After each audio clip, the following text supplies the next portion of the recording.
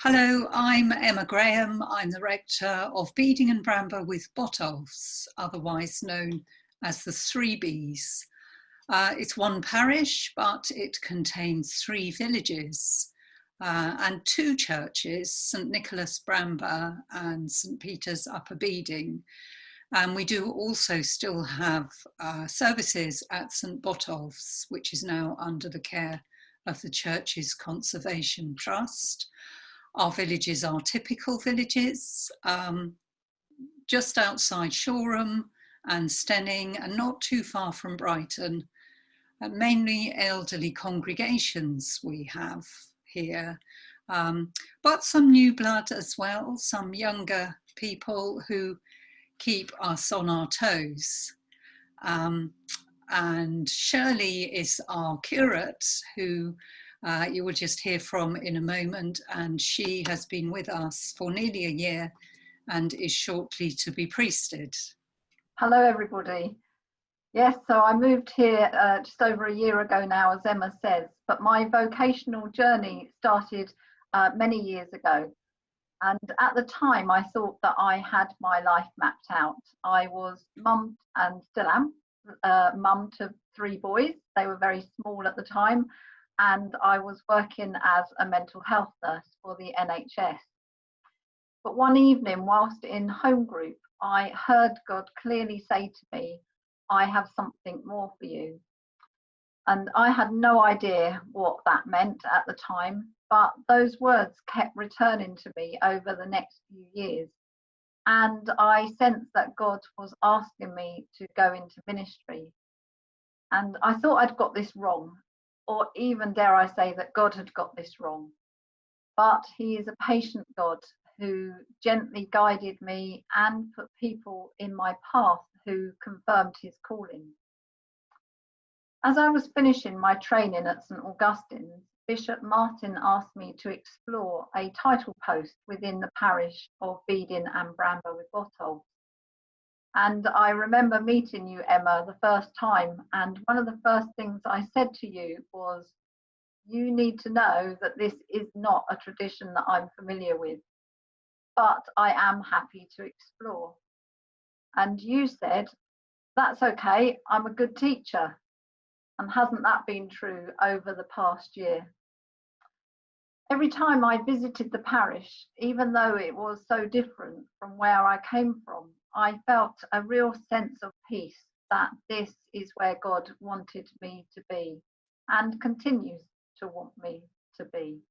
We've been asked to have a look at some questions about how lockdown, the first one is how lockdown has been for us. And really lockdown for me, yes, it has given me time for planning and reflection that I may not have had before, but it's also given me an awful lot of things that I need to plan for and to reflect on, new things that I could never have imagined having to think about. One of the blessings of lockdown, and there have been blessings, is the learning of new skills, aided and abetted and pushed by Shirley. I have learned how to Zoom and learned how to take Zoom services.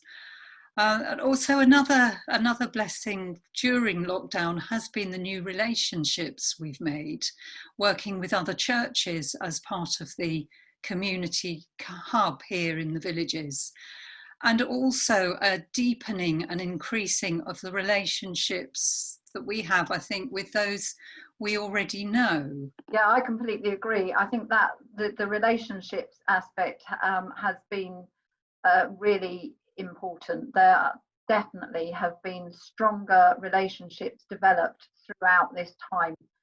And actually, lockdown has been much busier than I thought it was going to be. Like you, Emma, I've learnt a lot of new skills. We've had to sort of learn them on the hoof as we've gone along in order to do things and to keep connected. And it's also been a time where I've had to really trust that God knows what He's doing, that God is still on the throne, and that He is a faithful God. It's also been a chance for us, I think, to think about my future, which I've really valued. It's been a chance to consider my role as a priest, all being well, and to have a chance to reflect on that and to think through what that means. Thank you, Shirley. As to our hopes and concerns about what is ahead, looking at the next 12 months, well, my main hope is that the new and increased faith that people have found during the lockdown will continue as we start to return to. My concern, I think, is the fact that we now live with uncertainty, and that can be very unsettling for people. But actually, it is a timely reminder that life is uncertain and that we do need to trust in God, who knows the future, because we don't. When, as we're recording this, we have only been back in church for one Sunday, and it was really special to be back in church on Sunday and to meet together again.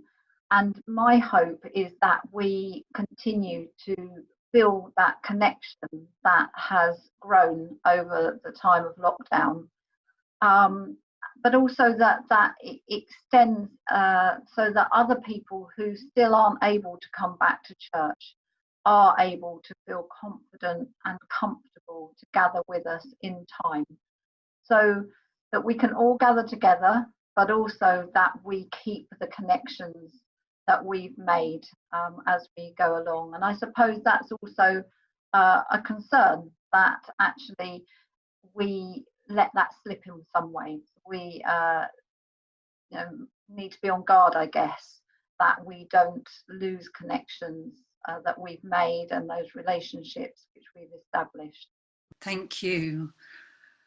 As far as the future of Christianity in Britain, which of course is a huge topic and a huge subject, thinking about it, I think probably my one hope for the future of Christianity is the church.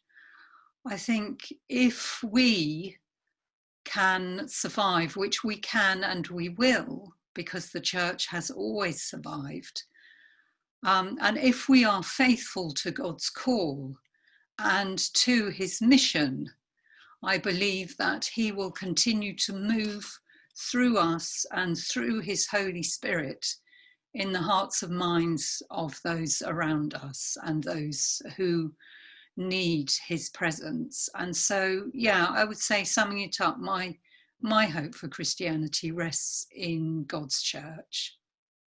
How about you, Shirley? Yeah, I think this was really brought home to me earlier in the year when I attended a funeral, and the old version of a hymn was chosen, and that hymn is "My hope is built on nothing less than Jesus' blood and righteousness." And my hope for the future of Christianity is Jesus Christ. And the hymn goes on to talk about Jesus Christ, who is the solid rock.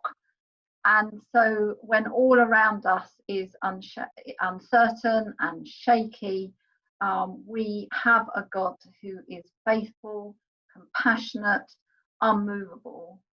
And that's where my hope lies. Yes, indeed. And